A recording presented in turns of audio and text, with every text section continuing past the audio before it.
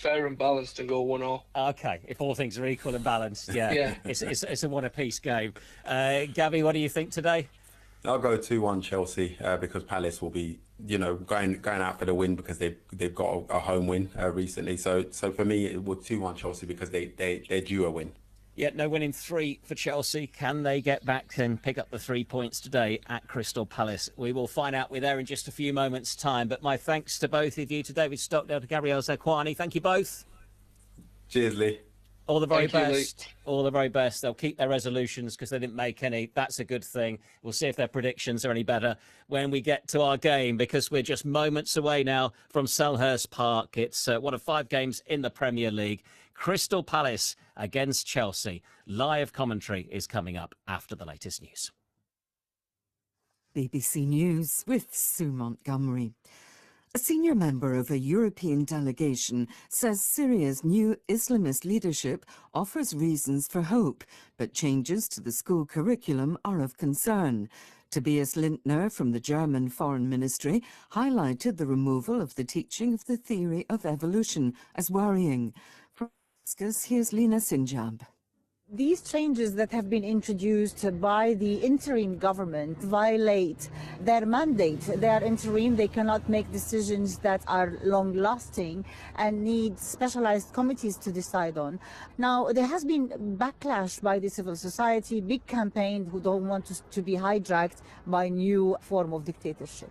Egypt's Civil Aviation Authority has directed airlines to stop allowing Syrian passengers boarding flights to the country unless they hold a temporary non-tourist residence permit in Egypt.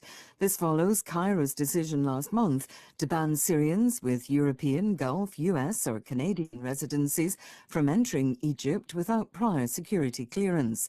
The measures are said to be aimed at protecting Egypt from people linked to banned groups. Mass demonstrations have taken place in the South Korean capital Seoul, both for and against the suspended President Yoon Suk-yeol. He is currently trying to evade arrest. Our Asia-Pacific regional editor Mickey Bristow reports. Tens of thousands of rival protesters have been out in Seoul, some calling for the president's arrest, others demanding his impeachment be rescinded.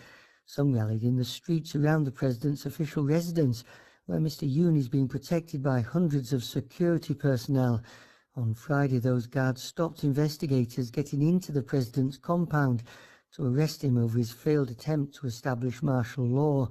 It's not clear whether they'll try again. Either way, South Korea is in crisis. The Rwandan-backed M23 rebel group has captured a town in the east of the Democratic Republic of Congo after clashes with the army and its allied militia. The group has seized vast swathes of mineral-rich eastern Congo since 2021. Here's Will Ross. The M23 rebels are attacking on multiple fronts and are moving fast. The Congolese army and its allied militias were unable to stop Katale from being captured, and now it seems likely that the major town of Masisi will also fall. The Rwandan-backed rebel group is controlling more and more land which is rich in minerals. It can then make huge amounts of money by taxing the mining operations. Last year, it seemed that Angola was making some progress mediating peace talks between President Felix Tshisekedi and his Rwandan counterpart Paul Kagame.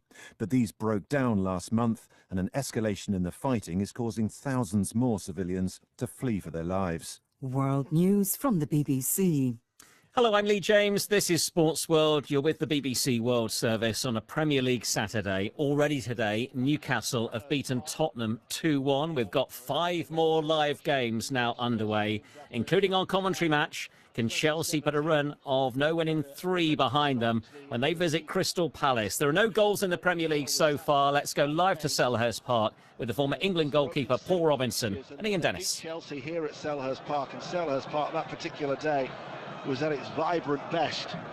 However, you have to go all the way back to that particular game for the last time that Crystal Palace actually beat Chelsea, as Colwill hits the ball forward. Jackson makes the run in towards the penalty area, left-hand side, and wins a corner for Chelsea. As we welcome listeners to the BBC World Service. How are you wherever you are in the world? Here we are in South London. Crystal Palace 0, Chelsea 0, in the company of Paul Robinson. And Nicholas Jackson winning the corner there for his team over on the far left-hand side. Ian Swinger, right-footed. But Jackson comes back into the team. And Cuckoo played midweek, Felix played midweek, Madueke played midweek. Shows you the strength and depth that he's got at his disposal, the manager, that he's able to change it up. And this does seem to be his preferred Premier League 11. Well, there are a clutch of Chelsea players who've gathered just outside the penalty spot. Then they've broken away and it goes in towards the near post and goes behind. And it will be another corner kick for Chelsea. As Crystal Palace thought that the referee had initially said a goal kick, but it's going to be a corner. Still a little bit of confusion. We will quickly get a goal at Hull City. Shojo Saka. This will get everyone's attention. Hull City 1, Leeds United 0. Brilliant combination by 21-year-old Mason Burstow, who found Abu Kamara, big signing from Norwich in the summer, chipped the keeper from 30 yards out. Hull 1, Leeds 0. Chelsea wait to take the corner. Palmer, left-footed, in towards the near post. Headed out well by Sarr. Eza carries it forward. Enzo Fernandez had come back to cut out that run. So that will certainly please Burnley supporters, making the short journey home after the derby at Blackburn, where they actually move level with Leeds United at the top of the Championship on 52 points. Leeds United going into that game at Hull City unbeaten in 7 as Lerma was fouled. And another goal in the Championships at Hillsborough. John Bennett. It's gone to Sheffield Wednesday, who lead against Millwall by 1-0. Jan Valery, really good finish, half volley in the penalty area, flew into the net. Sheffield Wednesday 1, Millwall 0. Ball goes long. Chimpong, nice cushion control, releases Neto, who scampers forward with real purpose on this near side to right.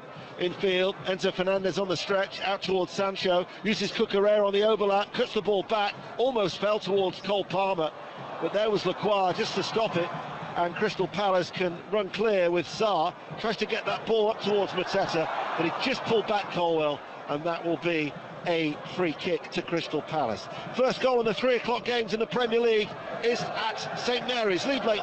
Southampton 0, Brentford 1. Lovely ball to pick out Sharda, left side of the area. Nice finish, outside of his right boot, across goal. Southampton 0, Brentford 1.